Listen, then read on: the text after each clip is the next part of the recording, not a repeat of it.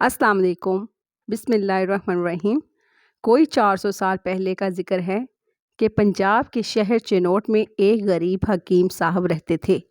ان کا نام علیم الدین انصاری تھا۔ انہوں نے بڑے لائق استادوں سے عربی، فارسی اور طب کی تعلیم پائی تھی اور بڑے اونچے درجے کے حکیم بن گئے تھے۔ اللہ کی قدرت یا حکیم صاحب کی بدقسمتی کہ ان کے پاس بہت کم مریض علاج کے لیے آتے تھے، حالانکہ وہ شہر کے دوسرے سب حکیموں سے لائق تھے۔ دوسرے طبیبوں کے پاس مریضوں کا تانتا لگا رہتا تھا، لیکن حکیم علیم الدین انصاری کے پاس کوئی اکا دکا مریض ہی آتا تھا۔ اس کا نتیجہ یہ ہوا کہ حکیم صاحب بہت غریب ہو گئے، اتنے غریب کہ کئی دن تک ان کے گھر میں چولہا نہیں جلتا تھا اور حکیم صاحب کو گھر والوں سمیت فاقے کرنے پڑتے تھے۔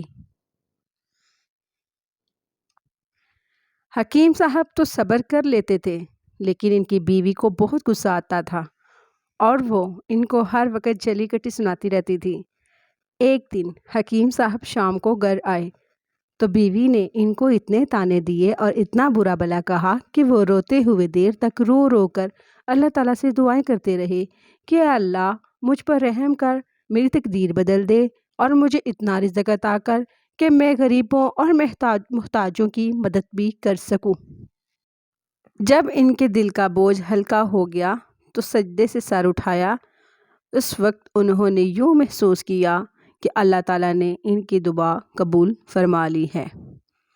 مغرب اور عشاء کی نمازیں پڑھنے کے بعد وہ گھر آئے اور چپکے سے اپنے بستر پر لیٹ گئے۔ تھوڑی ہی دیر بعد گزری تھی کہ حکیم صاحب کے گھر دروازہ کسی نے کھٹکھٹایا۔ حکیم صاحب چراغ لے کر باہر نکلے تو دیکھا کہ محلے کا چوکیدار باہر کھڑا ہے اور اس کے ساتھ 2 آدمی ہیں جو پردیسی معلوم ہوتے ہیں۔ ان آدمیوں نے حکیم صاحب کو سلام کیا اور پھر فارسی زبان میں کہا، حکیم صاحب ہم ایک تجارتی قافلے کے آدمی ہیں۔ ہمارا قافلہ کابل سے آگرہ ہندوستان جا رہا ہے۔ ہمارے قافلے نے آپ کے شہر کے قریب رات بھر کے لیے پڑاؤ ڈالا ہے۔ ہمارے قافلے کے سردار ملک مظفر خان کے پیٹ میں سخت درد ہو رہا ہے۔ اس درد نے ان کے ہوش و حواس گم کر رکھے ہیں۔ آپ ہمارے ساتھ چل کر ان کو دیکھ لیں اور کوئی ایسی دوا دیں جس سے ان کو جلد از جلد آرام آ جائے۔ حکیم صاحب نے ان سے مریض کے بارے میں کچھ اور باتیں پوچھیں جس سے ان کو اندازہ ہو گیا کہ درد کا کیا سبب ہے۔ انہوں نے کچھ دعائیں لیں اور ان آدمیوں کے ساتھ قافلے میں پہنچ گئے۔ ان کو اندازہ یہ تھا کہ مریض کو فالج درد میں مبتلا ہے۔ اب جو مریض کو دیکھا تو ان کا اندازہ درست نکلا۔ مریض کو اس مرض کی دوائیں کھلائیں اور درد کے مقام پر کپڑا گرم کر کے ٹکور کی۔ اللہ تعالیٰ نے فضل کیا کہ مریض کا درد دیکھتے ہی دیکھتے درد دور ہو گیا اور وہ حشاش بشاش ہو گیا۔ حکیم صاحب ملک مظفر خان سے رخصت ہو کر گھر جانے لگے تو اس نے ان کو 10 دینار دیے۔ دینار سونے کا سکہ ہوتا تھا جس کی قیمت آج کل کے زمانے میں کئی ہزار روپے بنتی ہے۔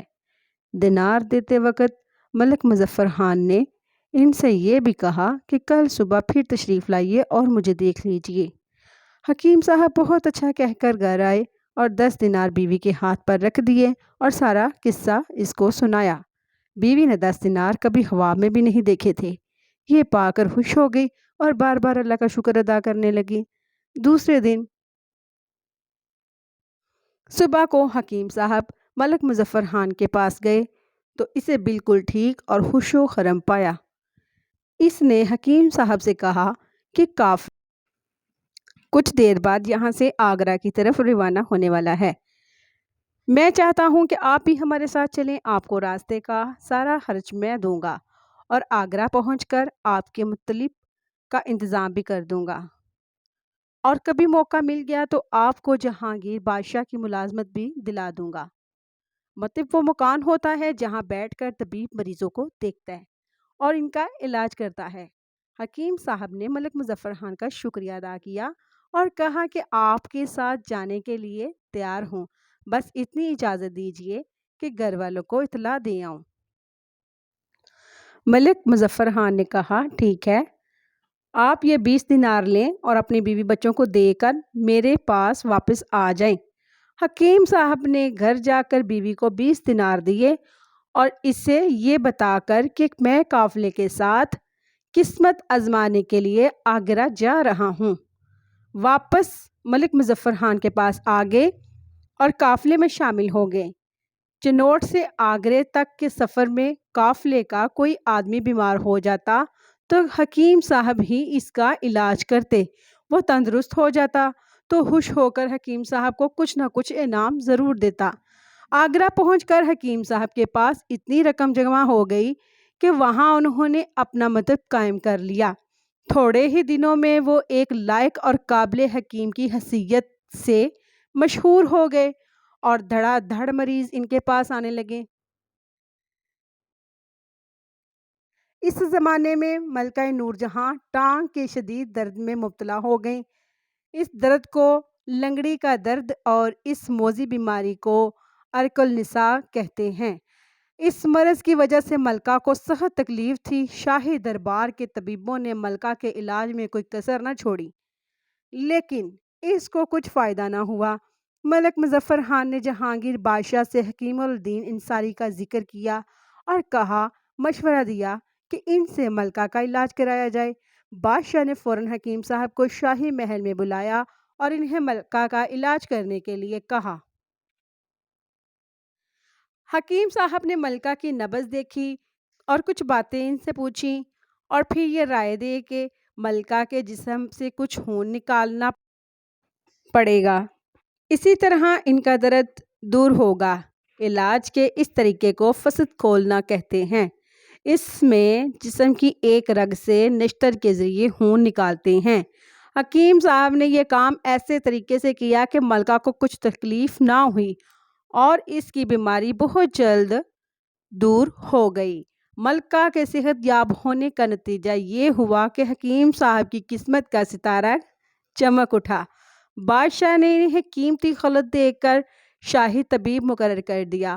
ادھر ملکہ نے حکیم صاحب کو 1,00,000 روپے کا خلعت عطا کیا۔ خلعت اس پوشاک کو کہتے ہیں جو بادشاہ یا اس کے امیروں کی طرف سے کسی شخص کی خدمت کے صلے میں اس کی عزت بڑھانے کے لیے دی جاتی ہے۔ خلعت کے علاوہ ملکہ نے حکیم صاحب کو 7,00,000 روپے نقد عطا کیے اور اپنا زیور بھی اتار کر حکیم صاحب کو دے دیا۔ اس کو دیکھ کر ملکہ کی کنیزوں نے بھی اپنے زیور اتار کر ملکہ پر نچھاور کر دیے۔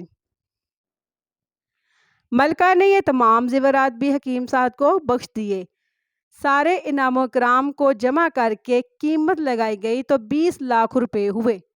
حکیم صاحب نے منت مانی تھی کہ میرے ہاتھ میں کبھی دولت آئی تو جہاں تک ہو سکا اس کو لوگوں کی بھلائی رفع عام کے کاموں میں خرچ کروں گا۔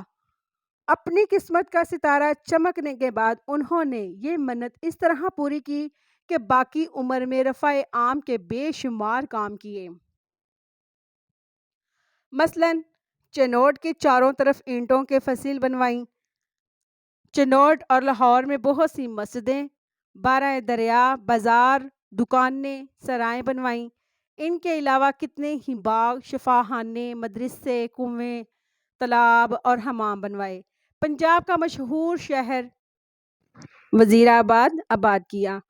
انہوں نے جو عمارتیں وغیرہ اپنی یادگار چھوڑیں ان میں سے اکثر برباد ہو چکی ہیں، لیکن کچھ ابھی تک باقی ہیں۔ ان میں لاہور کی مسجد وزیر خان اور ان کی سب سے شاندار یادگار ہے۔ جہانگیر کے بعد شاہ جہاں نے تاج شاہی پہنا تو اس نے بھی حکیم صاحب کو 1,00,000 روپے نقد انعام کے علاوہ ایک قیمتی خنجر، ایک گھوڑا، ایک اونٹ، ایک جھنڈا اور ایک نکارہ عطا کیے اور فوج کا ایک بڑا عہدہ بھی دیا۔ 1632 عیسوی میں دولت آباد کے حاکم فتح خان نے خراج ادا کرنا بند کر دیا۔ شاہ جہاں نے حکیم صاحب کا فوجی عہدہ بڑھا دیا اور ان کو 10,000 سوار دے کر دولت آباد پر حملہ کرنے کے لیے بھیجا، لیکن فتح خان نے عطیت قبول کر لی۔ اس لیے بادشاہ نے حکیم صاحب کو واپس بلا لیا اور ان کو نواب وزیر خان کا خطاب دے کر لاہور کا گورنر مقرر کر دیا۔ اسی زمانے میں انہوں نے لاہور کی مسجد وزیر خان اور کئی دوسری عمارتیں تعمیر کرائیں۔ 7 سال کے بعد بادشاہ نے ان کو آگرہ کا گورنر مقرر کیا۔ ان کو آگرے میں حکومت کرتے تھوڑا ہی عرصہ گزرا تھا کہ کالج کی بیماری سے اگست 1641 میں فوت ہو گئے۔